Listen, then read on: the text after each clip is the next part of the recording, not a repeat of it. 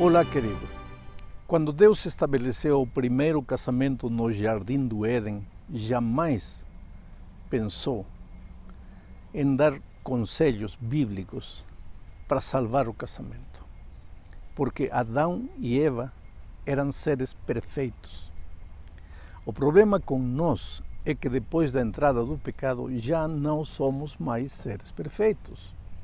Temos personalidades deformadas pelo pecado. Quando chegamos ao casamento, somos duas personalidades completamente diferentes. Às vezes, chegamos ao casamento de culturas diferentes, maneiras de ter sido criados diferentes, temperamentos diferentes, visões da vida diferentes. Somos unidos pelo amor, porém, temos um desafio, o desafio de construir o casamento. Esse desafio não se resolve em um ano, em 2, em 5 anos. Por isso, eu sempre digo que o casamento é a única escola onde você se matricula, começa a estudar, mas não se forma nunca. Porque você vai envelhecer e vai continuar esse processo de adaptação, e nunca vai chegar ao ideal. Agora, se você está assistindo este vídeo, é porque de alguma maneira o seu casamento está em sérias dificuldades. Então eu vou lhe dar 5 conselhos bíblicos para salvar o seu casamento. Primeiro, reconheça que o seu casamento tem problemas. E o conselho bíblico está registrado aqui em Apocalipse capítulo 3, verso 17, e diz assim: como você diz, sou rico e estou enriquecido e de nada tenho falta, e não sabes que és um desgraçado e miserável e pobre e cego e nu. Este texto é interessante porque apresenta a realidade que Deus conhece, que Deus sabe e que a vida apresenta, e por outro lado apresenta o ponto de vista do ser humano. Aqui Deus diz, você muitas vezes diz que está tudo bem, acha que está tudo maravilhoso, e no entanto está tudo ruim, está tudo mal. Agora, o conselho é, como você vai salvar o seu casamento se você não tem consciência de que seu casamento anda em problemas? A pior coisa que pode acontecer com você é cair na rotina massacrante de achar que está tudo bem, de achar que está tudo maravilhoso, quando o casal, a esposa ou o esposo, sozinhos sentem que a coisa não está andando, não tem paz no coração, sofrem, se angustiam, se sentem sozinhos. Sabe que não tem pior solidão que a solidão de duas pessoas juntas, que não falam, que não conversam, que muitas vezes se magoam e nem sequer falam que estão sendo magoados. Portanto, se você quer salvar seu casamento, aceite que tem problemas. O doente que não reconhece que está doente, não vai procurar o médico. E se não procurar o médico, vai morrer. O casamento onde o casal não reconhece que está em problemas, nunca vai procurar ajuda. Segundo passo, acerte as contas com Deus. E o texto bíblico para este conselho está aqui no Salmo 127, verso 1, e diz assim: se o Senhor não edificar a casa, em vão trabalham os que a edificam. Se o Senhor não guardar a cidade, em vão vigia a sentinela. Quer dizer, o casamento para ser feliz não precisa de 2 pessoas, precisa de 3. O homem, a mulher e Cristo. Porque se o Senhor não edificar a casa, não adianta o que você faça. Você pode até ser consciente de que seu casamento tem problemas. Você pode até procurar ajuda com as pessoas. pode até procurar ajuda com especialistas, com psicólogos, pode tentar resolver, pode colocar sua força, seu domínio próprio, boa vontade, tentando salvar o casamento. Não vai dar certo. Sabe por quê? Porque o problema está no coração humano. 98% dos problemas estão no coração humano, dentro. E a única pessoa que pode curar o coração é o Senhor Jesus Cristo. Por isso, Davi disse, se o Senhor não edificar a casa, não adianta. Em vão trabalham os que a edificam. O que faz Jesus na tua vida? Quando você reconhece que tem problemas e vai a Deus, o que faz Ele? Paulo, em Romanos 5:1 diz, justificados, pois, para com Deus, temos paz. Paz. Oh, querido, como você vai ter paz sozinho em seu coração se não estiver em paz com Deus? E como você pode ter paz com seu cônjuge se você não está em paz consigo mesmo? O coração está cheio de mágoa, está cheio de orgulho, de soberbia. Tem coisas, tem vontade de dizer, tem vontade de jogar tudo para o alto e sair correndo, acabar com o casamento. Com esse sentimento, às vezes de rancor, às vezes de mágoa, de feridas que foram se acumulando, como você vai consertar esse casamento? Portanto, a primeira coisa que tem que fazer depois de reconhecer que tem problemas é correr a Deus, cair de joelhos, sozinho, e chorar e dizer, Senhor, eu preciso que você me cure, eu preciso que você tire a mágoa do meu coração, que tire o rancor do meu coração. Porque te digo uma coisa, se você não estiver curado em seu interior, não adianta querer salvar esse casamento que não vai dar certo. Em terceiro lugar, tome a iniciativa. Não espere que a outra pessoa tome a iniciativa. Veja, primeiro, você já reconhece que seu casamento tem problemas. Segundo, você vai a Deus. Espera que Ele cure você, que Ele coloque paz em seu coração. Porque a hora de conversar com o cônjuge não é quando o seu coração está cheio de mágoa, mas quando Deus tirou a mágoa, o ressentimento do coração, então agora você tome a iniciativa de conversar com o seu cônjuge. Porém, não vá em tom de súplica, não vá em tom de agressão. Por isso é que você precisa ser primeiro curado por Deus. Mas tome a iniciativa, não espere que a outra pessoa tome a iniciativa, porque de repente a outra pessoa não vai tomar nunca a iniciativa. Tem um texto que é o conselho bíblico para o que eu estou falando. E esse texto está aqui em Efésios capítulo 4, verso 26. Diz assim, irai-vos e não pequeis, não se ponha o sol sobre a vossa ira. Se você percebe o que Paulo está dizendo aqui, é que você deixou acumular a mágoa, o ressentimento, a raiva, as coisas que você tinha que falar.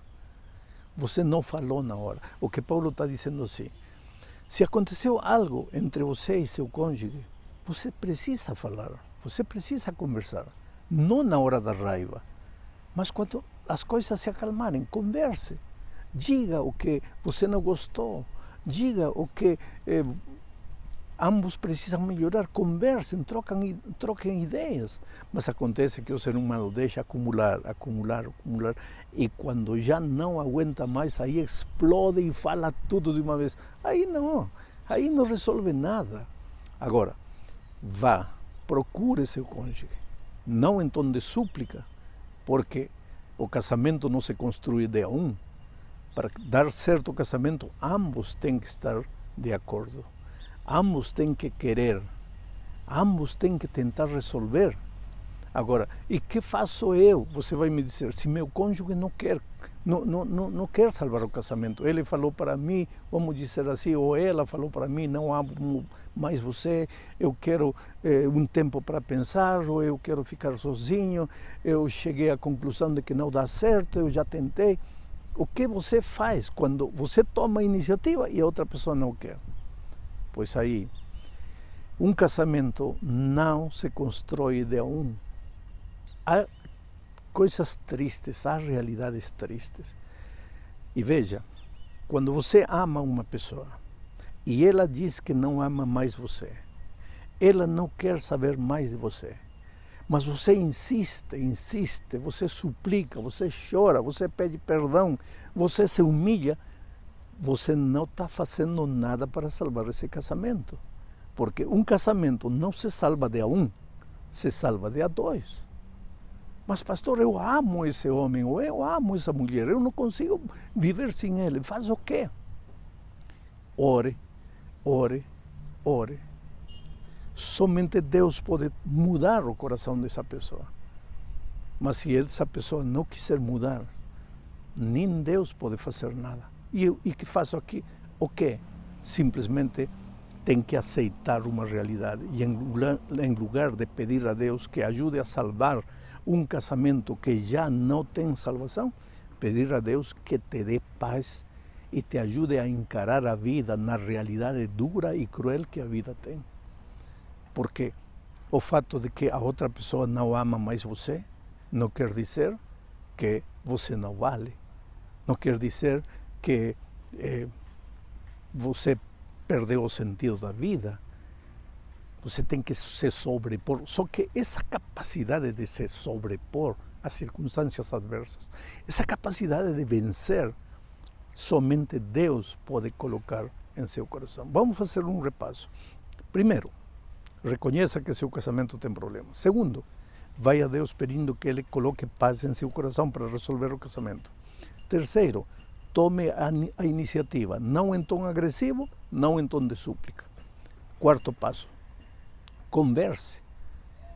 O profeta Amós, em Amós 3:3 diz: andarão dois se não estiverem de acordo? Lógico que não. O casamento, volto a repetir, não se constrói de a um, se constrói de a dois. E finalmente, o último passo, lembre-se, o que foi em você que conquistou ele? O que foi em você que conquistou ela? Por que em algum momento determinado o seu cônjuge disse que amava você? E que aconteceu hoje que esse amor se evaporou, se desvaneceu, acabou? E o conselho bíblico que eu poderia ler para você está aqui no primeiro livro, na primeira epístola de Paulo aos Coríntios, no capítulo 13, a partir do versículo 4. Diz assim: o amor é sofredor, é benigno. O amor não é invejoso. O amor não trata com leviandade, não se ensoberbece, não se porta com indecência, não busca os seus interesses, não se irrita, não suspeita mal, não folga com a injustiça, mas folga com a verdade. Tudo sofre, tudo crê, tudo espera, tudo suporta. Meu querido, minha querida, em algum momento da vida você amou com esse tipo de amor. Ninguém é louco para ser atraído a uma pessoa porque a pessoa é horrível em sua maneira de ser, em sua personalidade, nas suas características.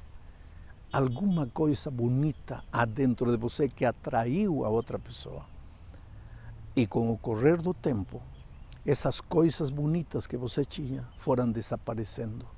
Você foi se descuidando no aspecto físico, no aspecto de personalidade, na maneira de ser, na maneira de tratar, nas atitudes, você foi se descuidando. Resultado, aquela coisa maravilhosa chamada amor foi se desgastando, se desgastando, se desgastando. Portanto, se você quer conquistar de novo a pessoa, tem que lembrar-se o que você tinha, o que você era, como você se comportava de tal maneira que um dia atraiu a essa pessoa. E então, peça a Deus que lhe ajude a ser aquela pessoa que deixou de ser. Outro dia uma senhora dizia: pastor, mas eu estou tão magoada que eu não consigo mais ser a menina de 20 anos que eu era. Por isso, todos os meus conselhos como pastor acabam em Deus. Oh, querido, somente Deus pode curar o interior da pessoa. Agora, uma pessoa que se sente rejeitada, que se sente desprezada, que se sente desvalorizada, uma pessoa que está magoada, machucada na vida, quer salvar seu casamento, como vai salvar esse casamento? Agora te digo uma coisa finalmente, Deus é Deus de impossíveis. Não há nada, nada, nada que Deus não possa fazer. Um coração de pedra pode ser destruído com o Evangelho, com a dinamite do Evangelho. Deus ama você. Nem tudo está perdido. Siga os conselhos bíblicos. Reconheça que você tem problemas em seu casamento. Procure a Deus. Tome a iniciativa. Converse com seu cônjuge. Lembre como você era para conquistar ele. Coloque tudo isso em prática e deixe o resto nas mãos de Deus. Que Deus te abençoe ricamente.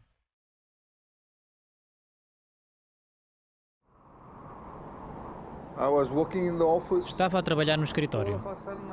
De repente, senti-me tonto e comecei a sentir um zumbido na cabeça. Levaram-me para o hospital. O médico examinou-me e disse-me que tinha diabetes. Foi aí que fiquei a saber que tenho diabetes. O meu nome é Sunil Dutt e tenho 58 anos de idade. O sul do Pacífico está a ser assolado por uma pandemia mortal, onde existe a maior incidência de diabetes tipo 2 a nível mundial. Só nas Fiji, 1 em cada 3 pessoas é diagnosticada com esta doença. Para muitos pacientes, a diabetes leva a sérias complicações como a amputação. Atualmente, nesta região, 80% sofrerão uma amputação. É uma amputação a cada 10 minutos. Depois transferiram-me para o hospital CWM, onde me disseram que, por causa da diabetes, eu tive um ataque de coração.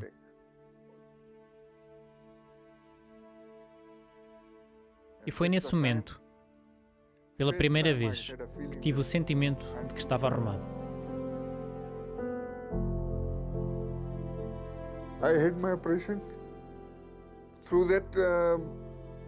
Fui operado por causa da diabetes, porque o sangue não fluía corretamente.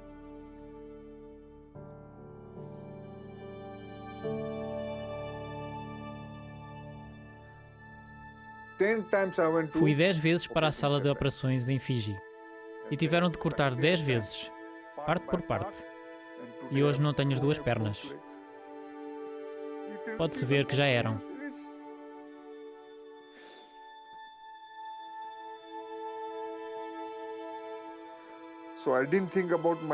Portanto, eu não pensava na minha saúde naquela altura, porque era jovem e forte.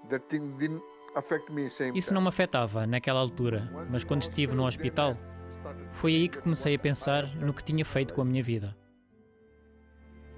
E foi assim que perdi a minha perna. Sem pernas, já nada me resta na minha vida. Era tão ativo e hoje não posso ir a lado nenhum. Just because of my leg. It doesn't allow me to go anywhere. Como podem ver, a minha família também está muito afetada. Especialmente a minha esposa. Sem ela, morro. Sobrevivi com a ajuda dela e hoje ainda estou vivo. Se ela não estivesse comigo, eu já teria morrido. Tal como o Sunil, muitas pessoas no sul do Pacífico estão em risco de perder os dedos dos pés, os membros ou até a própria vida por causa da diabetes tipo 2. Mas a Igreja Adventista do Sétimo Dia está determinada em fazer alguma coisa em relação a isso. A Adventist Health e a ADRA juntaram-se para lançar a campanha de saúde pública chamada 10 mil dedos dos pés.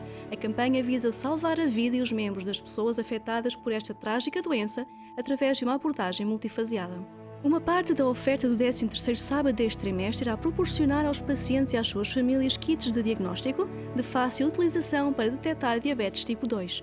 Parte das suas ofertas também ajudará a implementar programas direcionados para a comunidade que incentivem o público a cuidar da sua saúde. O seu apoio irá dar formação a profissionais de saúde para ajudarem a erradicar a diabetes no sul do Pacífico. As pessoas precisam da sua ajuda e das suas orações. Obrigada pelo seu apoio à oferta do 13º sábado. A oferta deste trimestre vai também apoiar 3 importantes projetos na divisão sul do Pacífico, nas áreas da comunicação e saúde. O seu apoio à missão global da Igreja, através da oferta do 13º sábado, é muito importante. Obrigado pela sua generosidade.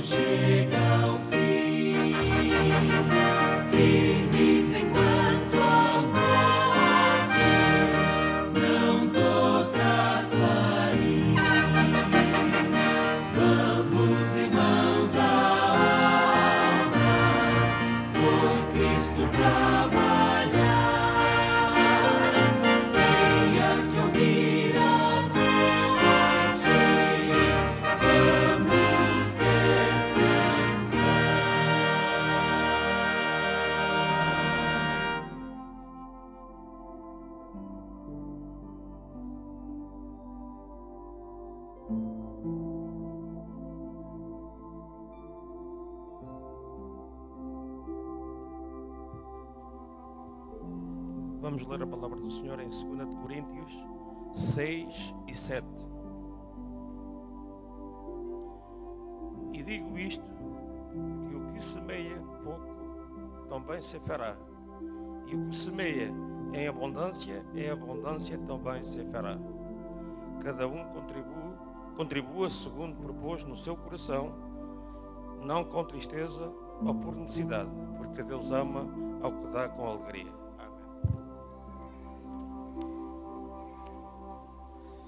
Bom dia a todos os irmãos. Quero cumprimentar em particular as nossas queridas visitas que nos honram com a vossa presença, especialmente o meu irmão Décio que nos visita dos Estados Unidos, já foi aqui dito pelo irmão Celestino, e também o casal Paul e os seus filhos. Também encontra-se ali o nosso irmão que nos visita também. Possam se sentir bem no nosso meio e possam desfrutar também do que é esta família grande adventista. Também quero cumprimentar de uma forma muito especial aqueles que nos assistem pela internet. Gostaria de dizer os nomes todos, mas não conseguirei, porque não sei quantos é que realmente estão. Sei que a família Silva está a assistir, sei que o meu irmão Durval lá em Angola também está a assistir, um bom sábado para ele. Combinei com a minha filha também para que ela pudesse assistir, não tenho a confirmação ainda, mas de certeza que as amigas dela irão me confirmar rapidamente. A todos um bom sábado e que realmente vos possa Deus abençoar grandemente como me tem abençoado a mim também. Esta manhã eu trouxe uma história que todos vós já conhecem. Uma história de um homem que realmente deixou o seu testemunho, deixou o seu exemplo. Eu não sei porque é que realmente Deus deixou todas estas histórias relatadas no seu livro. Uma coisa sei, é que na maior parte das vezes eu identifico-me com estes personagens. E é aqui que realmente eu me sinto mal muitas vezes. E por isso, esta manhã, eu irei falar sobre um homem que foi o maior rei que já existiu nesta terra. De certeza que vocês sabem quem foi esse homem. Esse homem chama-se Salomão. Muito bem. Possivelmente não irei trazer nada de novo. O que eu sei é que realmente esta história me tocou e como me toca a mim pessoalmente, eu gostava de partilhar alguns aspectos desta história com os nossos irmãos. Eu gostava de começar que Salomão era filho de quem? David. David foi um bom rei ou não? Foi? Foi. Se os irmãos dizem, eu acredito, não é? E Salomão foi um bom rei ou não? Foi ou não? Foi? Muito bem. Eu também acredito. E nós, somos bons ou não? Nós, eu não me sinto nada bom. Digo-vos já que poderia ser muito melhor daquilo que às vezes me sinto. Mas para me ajudar nesta mensagem, eu recorri também aos textos do Espírito de Profecia através do livro Patriarcas e Profetas. Por isso, muitas das citações vão ser também da nossa irmã Helena White. Não era na sua superior sabedoria, nas fabulosas riquezas ou no vasto alcance do seu poder e da sua fama que repousava a verdadeira glória do início do reinado de Salomão, mas na honra que ele fazia recair sobre o nome de Deus de Israel, mediante o sábio uso dos dons do céu. Eu não sei se vocês escutaram bem o que eu acabei de ler. Eu ia pedir que me desligassem mesmo este ar-condicionado, porque ele está-me a dar cabo da garganta. Ele está virado mesmo para aqui e eu não vou conseguir ficar a falar muito tempo, senão eu vou ficar incomodado. Obrigado. As honras que Salomão, de Salomão que aqui são descritas, é em honra de quem? De Deus. No livro Profetas e Reis, na página 19 da edição da publicadora Servir, diz que não era a sua sabedoria superior nas fábulas riquezas ou no vasto alcance do seu poder e da sua fama que repousava a verdadeira glória do início do reinado de Salomão. Deus começou por abençoar este homem. Este homem, nós conhecemos a história do pai dele, não é? O pai dele foi ultrapassado neste tempo em que Salomão começa a reinar, não era? Depois da vida de David, que realmente ele teve um homem que reto aos olhos de Deus, mas as consequências do pecado de David abrangeram muito tempo, durante muito tempo. Por isso, Salomão começou a reinar no lugar de David. E há um aspecto muito importante em que nos faz ênfase num dos textos que nós encontramos em 1 de Reis, no versículo 3 e 7. Eu convido os irmãos também a manejarem a Bíblia, porque assim será mais fácil. 1 de Reis 3, 7. Vamos ver aqui um exemplo daquilo que Salomão era no início. Como é que ele realmente lidava com Deus. E diz assim, 1 de Reis 3, 7. Agora, pois, ó Senhor, meu Deus, tu fizeste reinar o teu servo em lugar de David, meu pai. E agora, vejam estas palavras na oração dele. Não passo de uma criança, não sei como me conduzir. Já fui deparado muitas vezes com esta situação. Há situações na vida que nós às vezes chegamos e que não sabemos para que lado havemos de ir. Não sabemos de que forma é que havemos de lidar com toda esta situação. E Salomão, ele torna-se como uma criança, não é? E é engraçado, nós encontramos nos Evangelhos, uma vez, Jesus a dizer, deixai vir as criancinhas até mim. Porquê é que Jesus dizia aquilo? Qual era a contrapartida? O que é que Jesus disse a seguir? O que é que as crianças têm por direito? O reino dos céus, exatamente. Ora, este homem era inteligente por si, só já a começar, não era? Ele tinha alguma inteligência. E ele vai dizer que eu não passo de uma criança, não sei conduzir-me.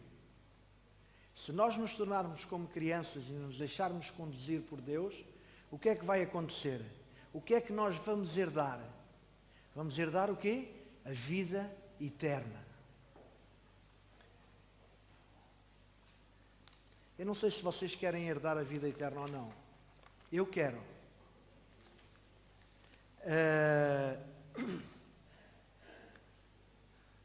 Há uma coisa que Salomão vai pedir a Deus depois. Ele pediu que Deus o conduzisse. Ele reduziu-se a uma criança.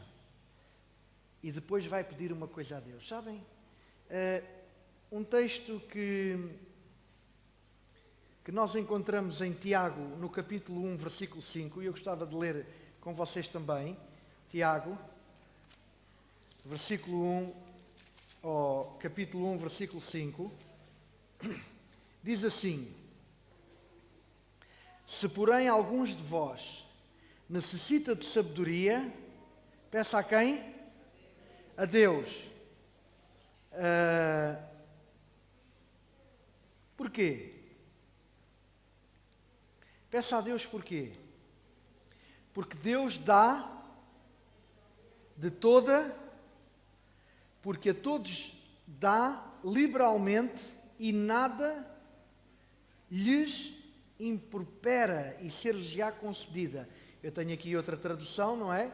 Se alguém de vós tem falta de sabedoria, peça a Deus que a todos dá liberalmente e não lance em rosto e ser-lhe-á dada.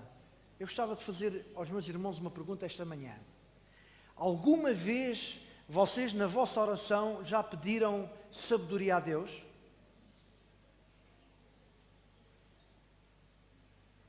Eu não quero que vocês me respondam, mas eu consigo ver as vossas caras, entendem?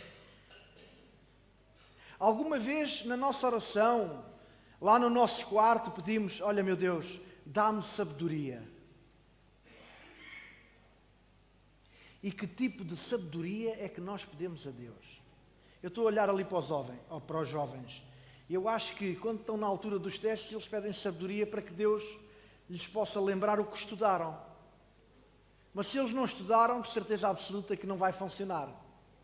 Não é? Deus não funciona dessa maneira. Mas nós encontramos uma coisa pertinente no texto, que diz que a todos dá liberalmente e não lança em rosto e ser-lhe-á dada. Ou seja, Deus não nega a sabedoria a ninguém. Então, porquê é que nós todos não somos inteligentes? Entre aspas, hein? Porquê é que todos nós não somos como Salomão?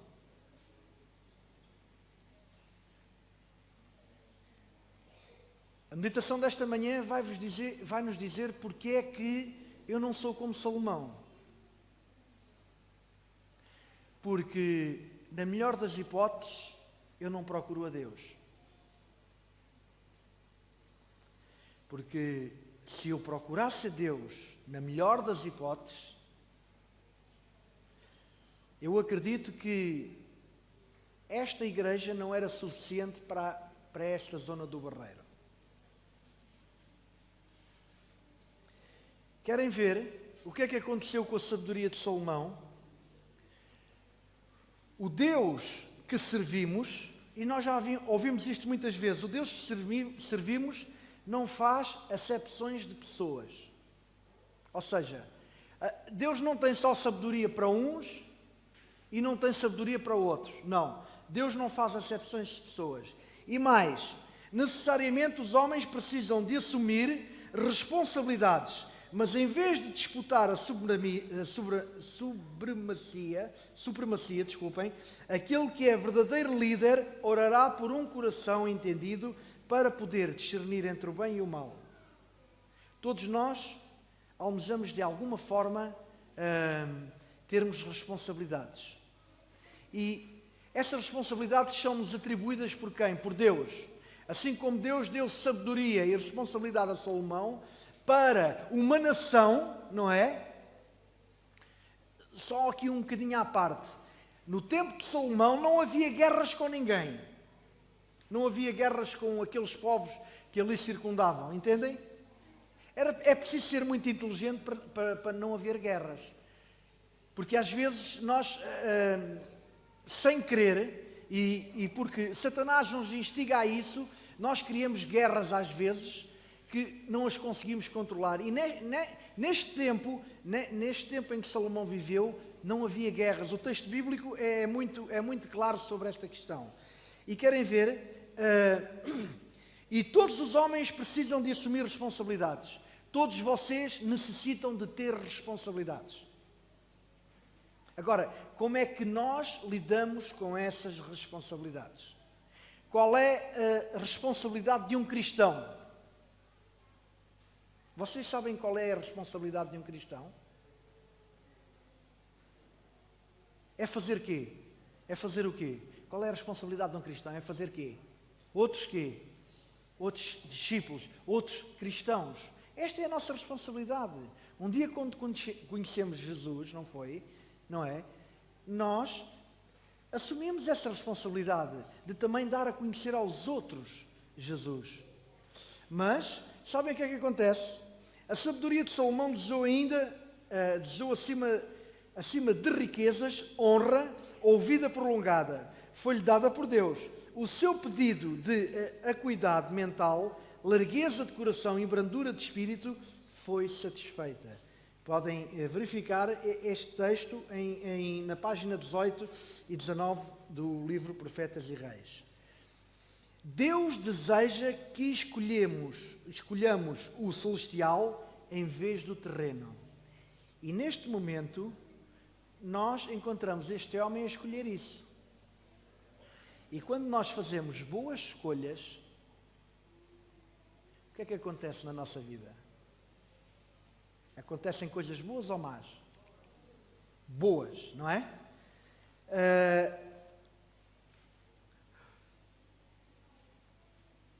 Eu gostava de citar aqui alguns exemplos daquilo que Salomão aprendeu de Deus.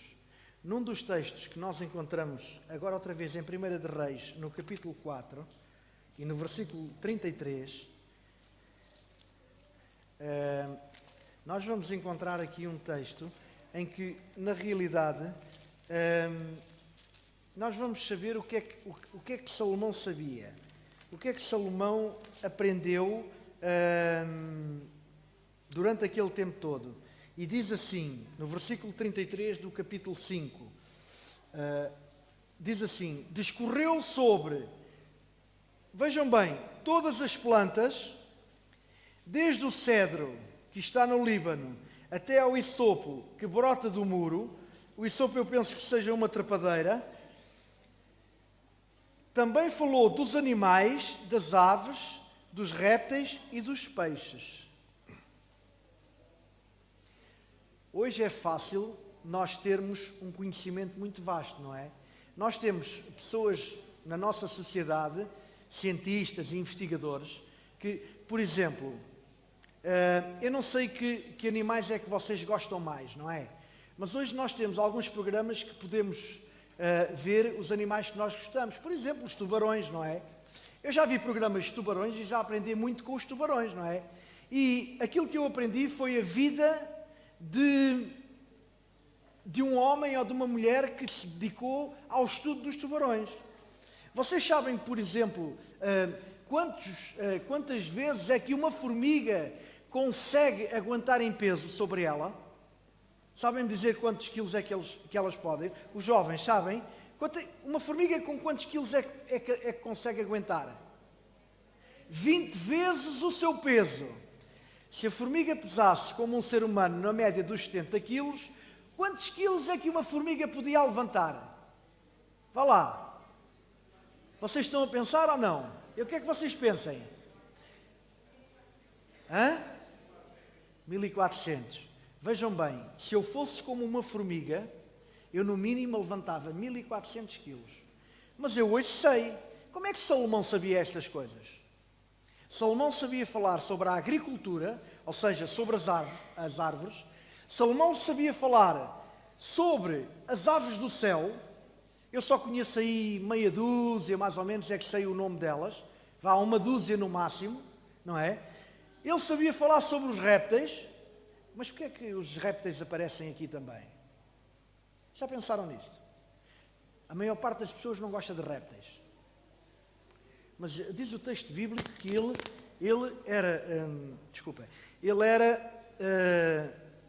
tinha sabedoria sobre os répteis e dos peixes. Vocês sabem quantas espécies de peixes há no mar?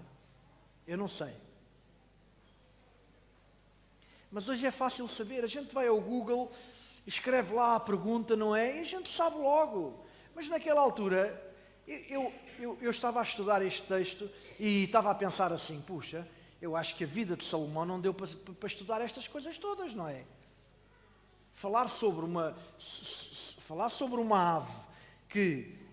Vamos falar sobre a andorinha, por exemplo, que agora estamos no tempo das andorinhas, que vem fazer um ninho aqui em Portugal, que depois de fazer o ninho, levanta voo e voa 12 mil quilómetros, sem GPS, sem nenhum instrumento digital ou eletrónico. Como é que Salomão conseguia explicar aquilo tudo? Eu acho que a vida dele não deu para compreender estas coisas todas. Se fosse só uma coisa, por exemplo, eu ainda, não é? Ainda ficava... Pronto, se calhar ficava mais confortável. Agora não, Salomão sabia falar disto e de muito mais. E há uma coisa que sobressai aqui. Sabem o que é? Salomão dava honras a todo o seu conhecimento a Deus.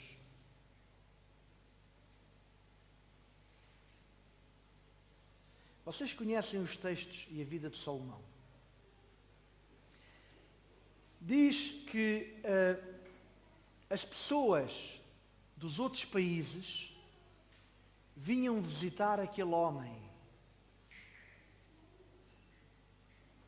Vinham ouvir ele a falar das coisas. Vinham realmente ficar deslumbrados. Como é que este homem sabe tantas coisas? E Salomão testificava a Deus por isso.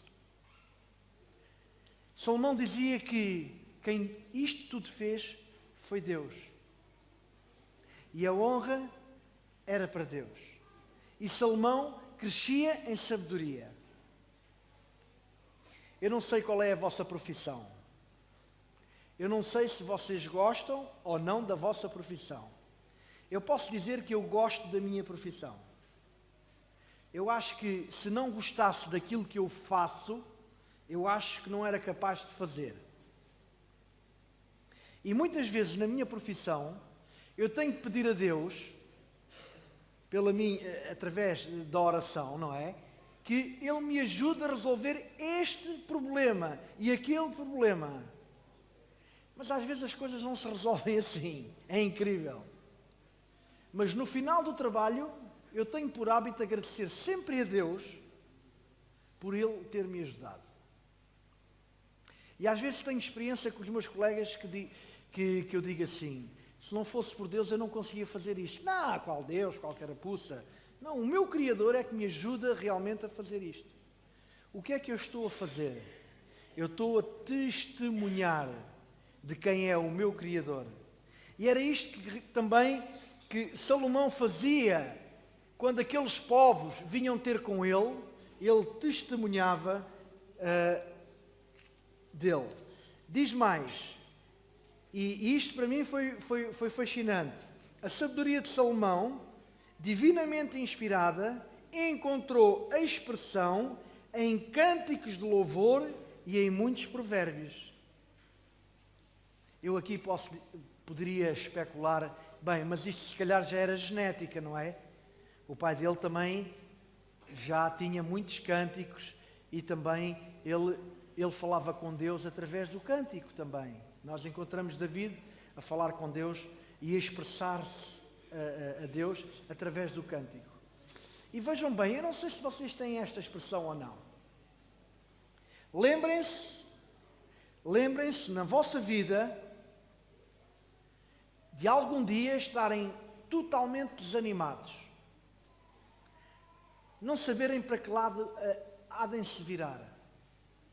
E já vos aconteceu, por exemplo, vocês começarem a cantarolar um hino a Deus? Eu tenho esse hábito. Eu ganhei esse hábito com a minha progenitora, com a minha mãe. Quando a minha mãe começava a cantar, e eu era miúdo, mas porquê é que ela está a cantar? Eu não sabia, as primeiras vezes eu não sabia.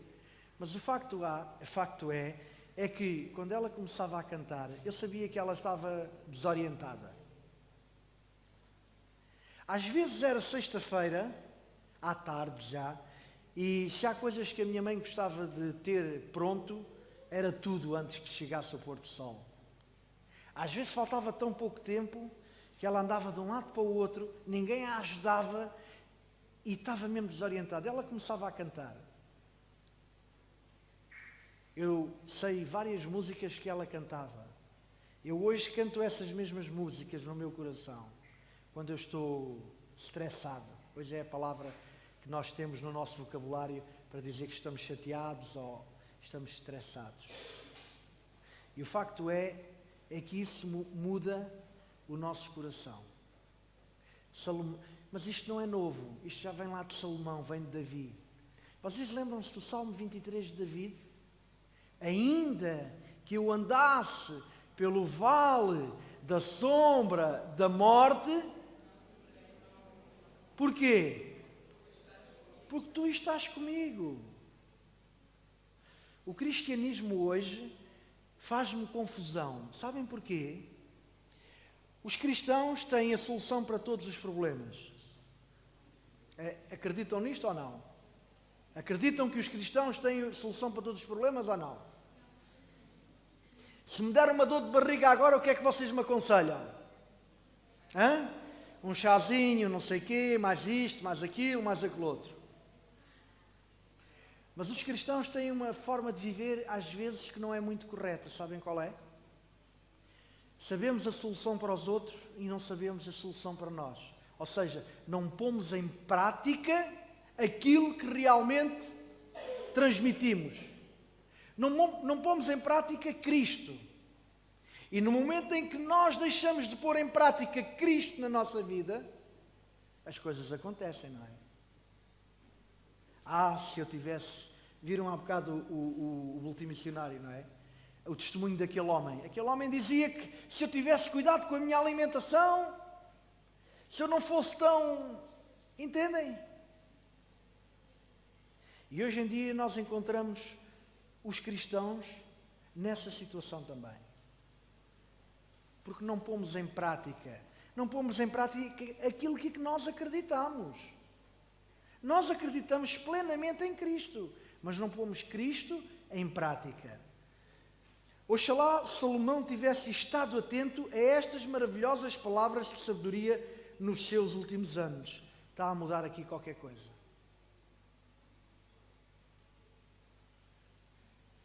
Parece que os anos dourados de Salomão começam a mudar. Parece que muitas vezes os nossos anos dourados começam-se a mudar. E porquê? Porquê é que isso acontece? Pelo que, estou a ler 2 de Coríntios no capítulo 6, 7. Diz Paulo, pelo que saí do meio deles e apartai-vos, diz o Senhor, e não toqueis nada imundo, e eu vos receberei. Salomão presumia que a sua sabedoria, vejam bem,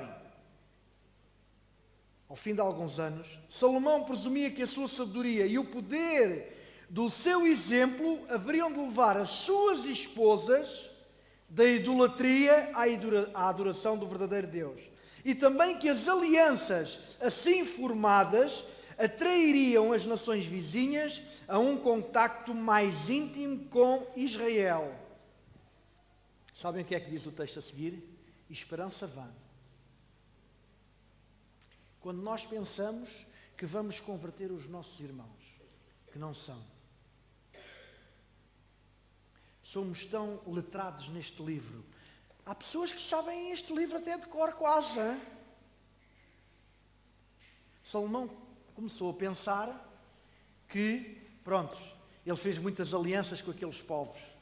Ele tinha as esposas mais bonitas daquela era, daquele tempo. Ele não tinha uma, ele tinha uma data delas. A Bíblia diz que ele tinha milhares. E o texto que nós encontramos em 2 de Coríntios alerta-nos para que saí do meio deles, apartai-vos, diz o Senhor, e não toqueis nada imundo, e eu vos receberei. Eu lembro-me quando eu era adolescente, assim como aqueles jovens, como outros jovens que aqui estão, os adolescentes começam a namorar e a ter contactos com outras pessoas. Nós, os cristãos, não é? O nosso pai e a nossa mãe dizem assim, é melhor vocês arranjarem uma namorada ou um namorado da igreja e tal. Qual que é? Então, mas a minha colega da escola ou o meu colega da escola é muito mais bonito, é muito mais simpático, é muito mais assim, é muito mais assado, não é? É verdade ou não? Eu não estou a dizer mentira nenhuma, não é? Faz algum mal eu ter uma namorada que não seja adventista? Agora não faz. E depois? Não há regras sem exceção, atenção. Não há regra sem exceção. O que é que acontece quando nós começamos a ter contacto com aquilo que não é de Cristo?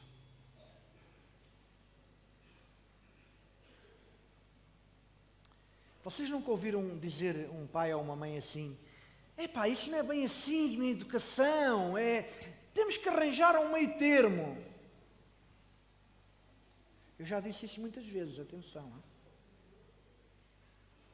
Convido os irmãos a abrirem as vossas Bíblias em Mateus 6, 24. No Evangelho de São Mateus, no capítulo 6, no versículo 24.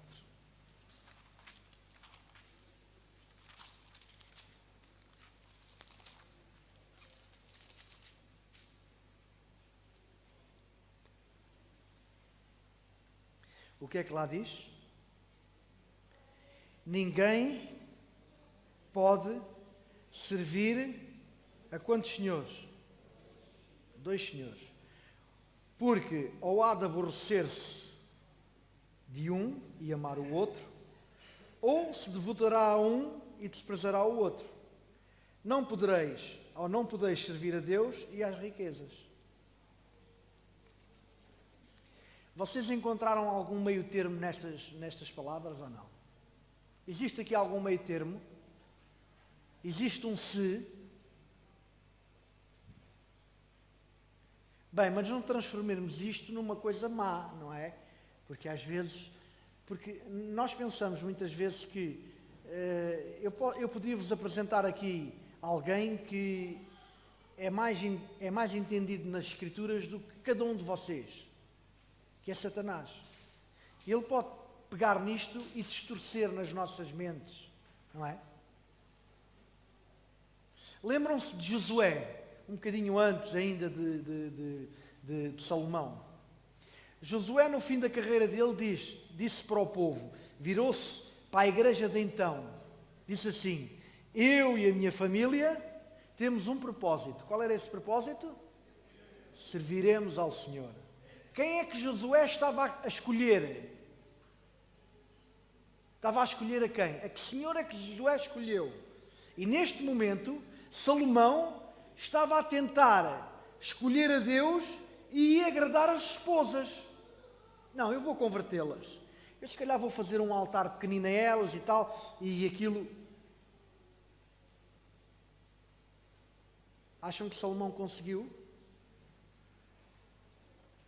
A apostasia de Salomão foi tão gradual que antes que ele se apercebesse, já se tinha afastado de Deus.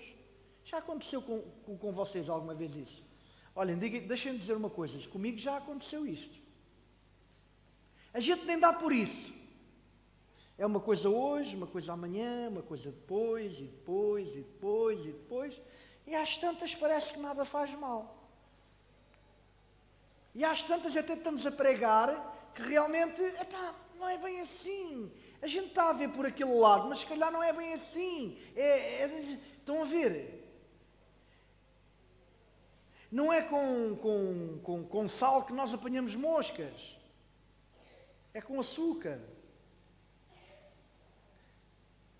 O apóstolo Paulo ainda vai dizer nas suas cartas uma coisa muito pertinente assim. A vossa luta não é contra o vosso irmão. Às vezes nós desentendemos-nos uns com os outros. A vossa luta é contra alguém muito poderoso mais do que vocês, que é Satanás. E vejam bem, nós estamos a ver aqui a vida de Salomão. Salomão entregou a sua vida a Deus, mas aos poucos deixou-se influenciar. Vocês também amam alguém. Vocês amam a vossa esposa, o vosso esposo, a vossa mãe, o vosso pai, os vossos filhos. Quantas vezes são condescendentes com coisas que sabem que não são corretas? Quantas vezes? Eu não sou o melhor exemplo para isso. Mas a mensagem desta manhã toca-me a mim. E eu tenho que partilhar com os irmãos também. Eu não sou melhor do que vocês. Nunca fui. Não vou ser. Na melhor das hipóteses posso ser igual. Melhor não.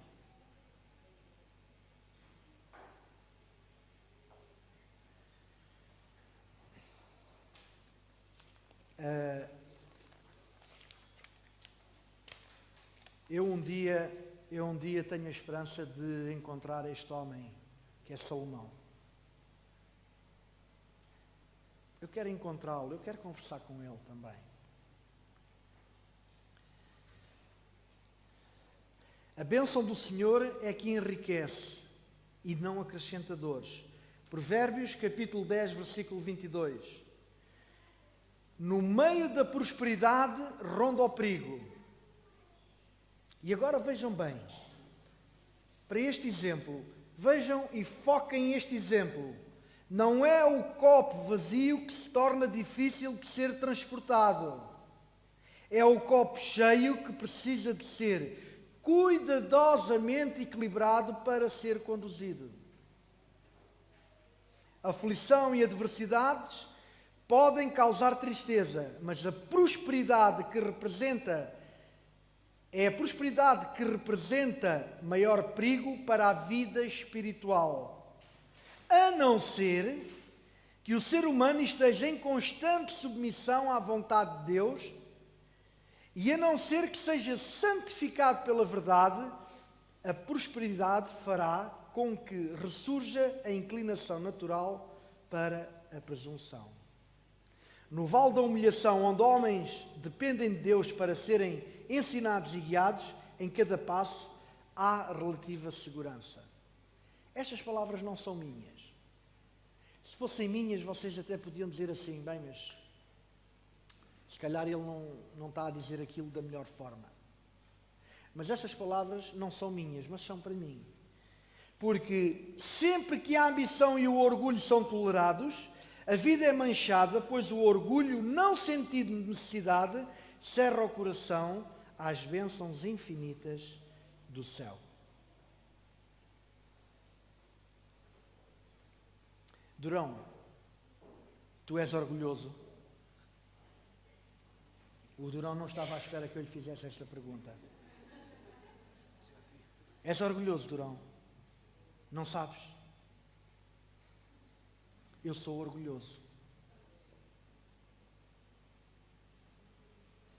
Querem ver mais? Diz assim: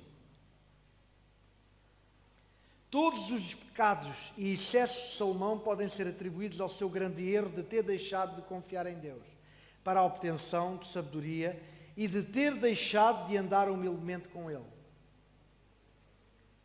Salomão fez um grande trabalho. Fez um trabalho missionário espetacular. Sabem porquê?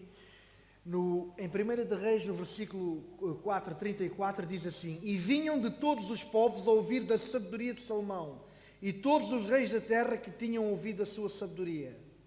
Nos dias de Salomão, o reino de Israel, tinha-se estendido desde Amate do norte até o Egito, ao sul do mar Mediterrâneo, o rio Eufrates.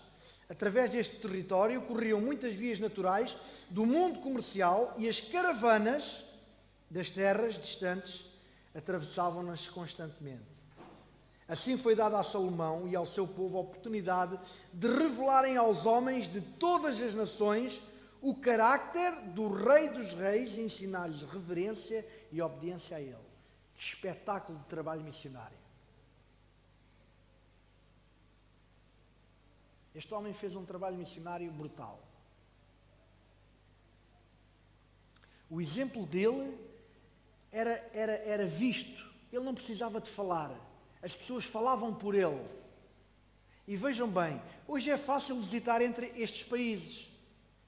Agora vejam, há uns milhares de anos atrás, não é? Como é que era viajar? Caravanas?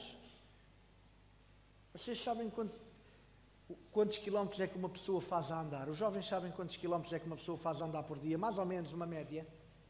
Sabem dizer ou não? Alguém sabe? Quantos quilómetros em média uma pessoa consegue andar por dia? Quantos? Ninguém arrisca? 100 quilómetros? Hã? Não? Então, 30? Dizem que é em média entre 30 e 40 quilómetros as pessoas conseguem andar. Agora vejam bem, eu acho que este homem deve ter vivido aí para aí uns 500 anos, de certeza absoluta. Para a sabedoria que ele tinha, para o exemplo de vida que é-nos demonstrado. Porque não havia aviões, não havia comboios, não havia carros, era por caravanas, andavam a pé. E diz o texto bíblico que vinham de todos os povos a ouvir a sabedoria de Salomão e de todos os reis da terra que tinham ouvido falar da sua sabedoria. Vocês lembram-se de alguém importante que tenha vindo visitar Salomão? Quem? Ah, a rainha de Sabá. Oh, e ela veio de mãos a abanar ou não? Hã? Vocês já têm a olhar para o texto, 1 de Reis, para o livro de 1 de Reis e 2 de Reis também, e vão ver o que é que ela trouxe. Eu não vou agora estar aqui a dizer o que é que ela trouxe ou o que é que ela não trouxe. O espírito missionário que Deus implantara no coração de Salomão e de todos os verdadeiros israelitas tinha sido suplantado pelo espírito de mercantilismo e as oportunidades proporcionadas pelo contacto com muitas nações foram usados para exaltação pessoal. não era tão bom que realmente nós não conhecêssemos a outra história, não é? Eu às vezes faço esta pergunta a mim própria. Será que eu me conheço a mim mesmo? Vocês conhecem-se a vocês mesmos? Ou seja, sabem que como indivíduos dentro de uma sociedade que nasceram e que vivem, vocês sabem quem são realmente? Eu chego à conclusão que eu não consigo saber quem eu sou. Não sei que tipos de reações é que eu tenho conforme os problemas que me vêm. E depois o texto, que realmente nós encontramos aqui, aqui já no capítulo 46 e 48 do livro Profetas e Reis, diz que as oportunidades proporcionadas pelo contacto com muitas nações foram usadas para exaltação pessoal. Fui eu que fiz esta obra. Eita, puxa! Quem é que ergueu o templo? Salomão, não é? Uma das 7 maravilhas que nós temos. Não temos agora porque foi destruído, não é? Salomão. Eu às vezes começo a pensar assim, puxa, eu passei um dia inteiro na quinta-feira ao sol, com 40 graus, a trabalhar. E depois, quando o trabalho estiver feito, foi o engenheiro tal que fez, não fui eu, nem os meus colegas.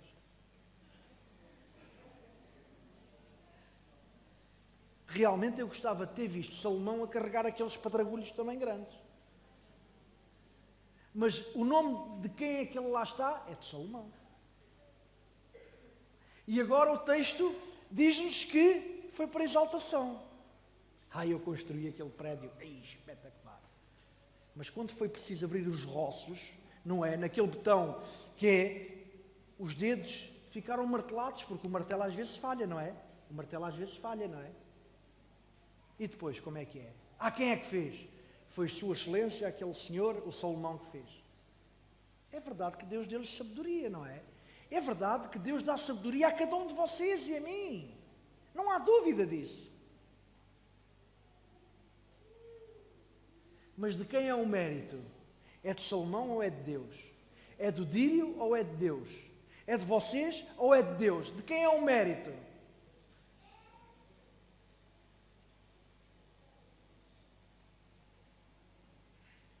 De quem é o mérito?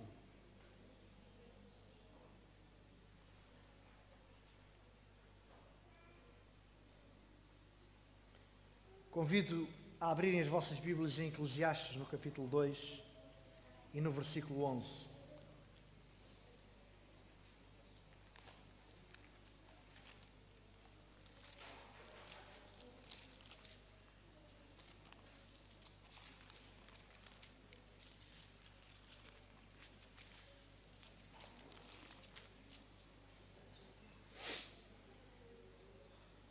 Eclesiastes 11, 9.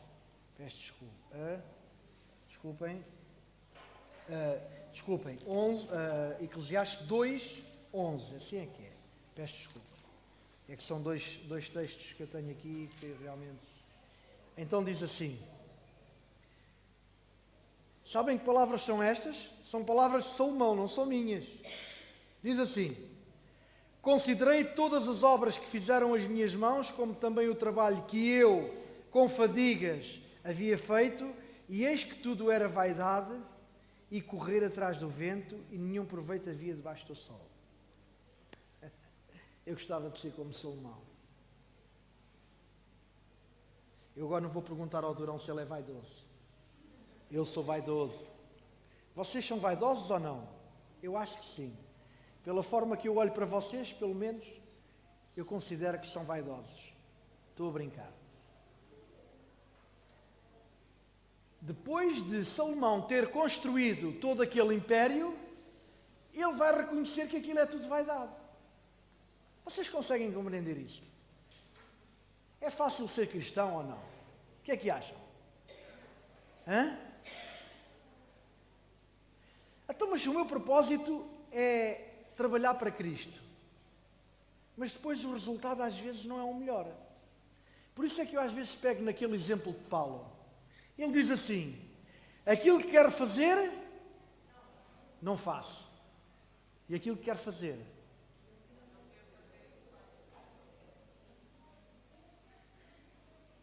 vocês acham que vocês são pessoas que têm algum paralelo com esta história ou não?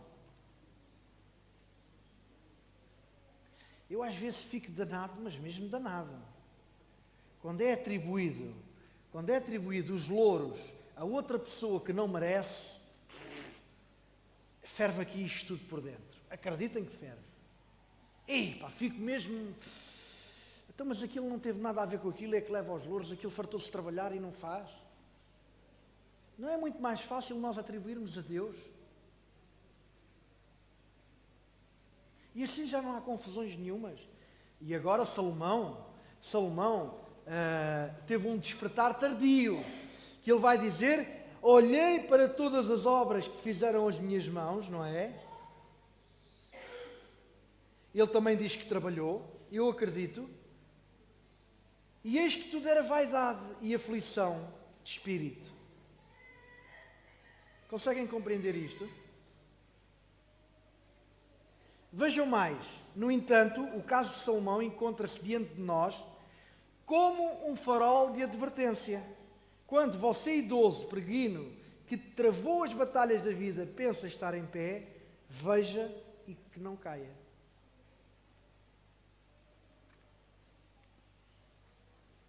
Eu sou defrontado muitas vezes com estas questões na minha vida. Querem ver uma das aflições que Salomão teve? E eu partilho esta manhã estas aflições com este homem. Querem ver?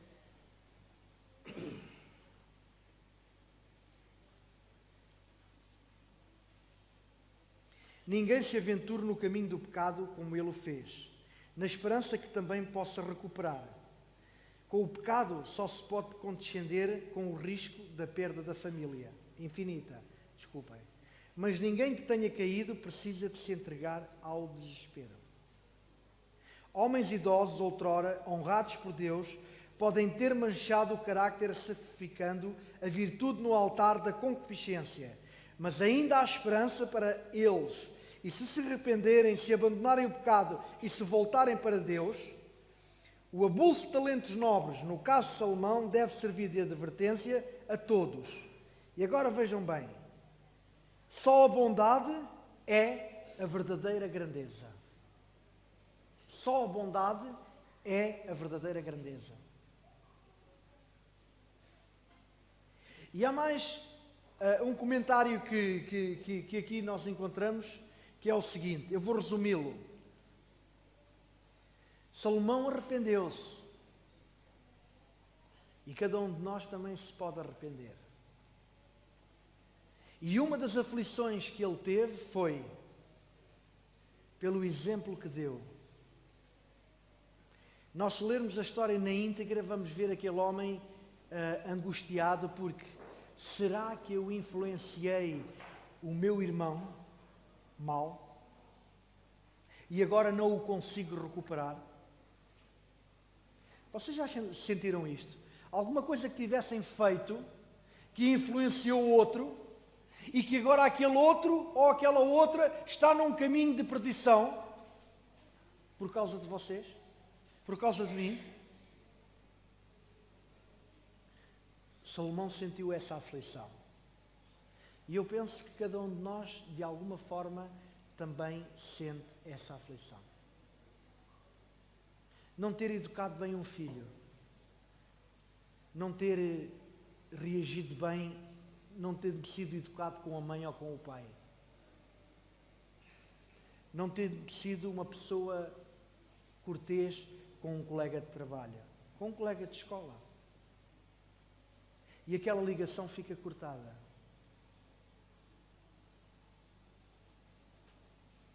E nós tínhamos tudo a ganhar se tivéssemos dado um bom exemplo, mas infelizmente não o demos. A lição a ser aprendida na vida de Salomão tem uma aplicação moral, especialmente para a vida dos idosos, daqueles que já não estão a subir, mas a descer a montanha e a contemplar o sol poente, desculpem. Que ninguém se aventure no caminho do pecado como ele fez.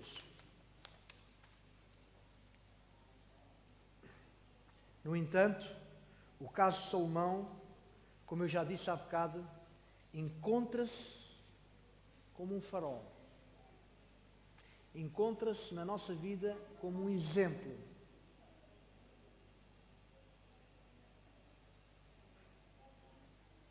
Que tipo de pessoas é que eu tenho sido nesta sociedade? Porque Salomão era adventista e todos nós somos adventistas. Salomão era cristão e todos nós somos cristãos. Salomão teve altos e teve baixos. E também nós temos altos e baixos. Mas, como eu disse há bocado, mas ninguém que tenha caído precisa de se entregar ao desespero. Jesus não rejeita ninguém. Por mais pecador que seja. E que nós possamos pensar, meditar em todos estes exemplos que a palavra de Deus nos traz. Para que realmente a nossa vida possa ser guiada como Ele guiou estes homens e estas mulheres quando eles deixaram. Esta é a minha mensagem para mim e para vocês esta manhã também. Que Deus vos abençoe.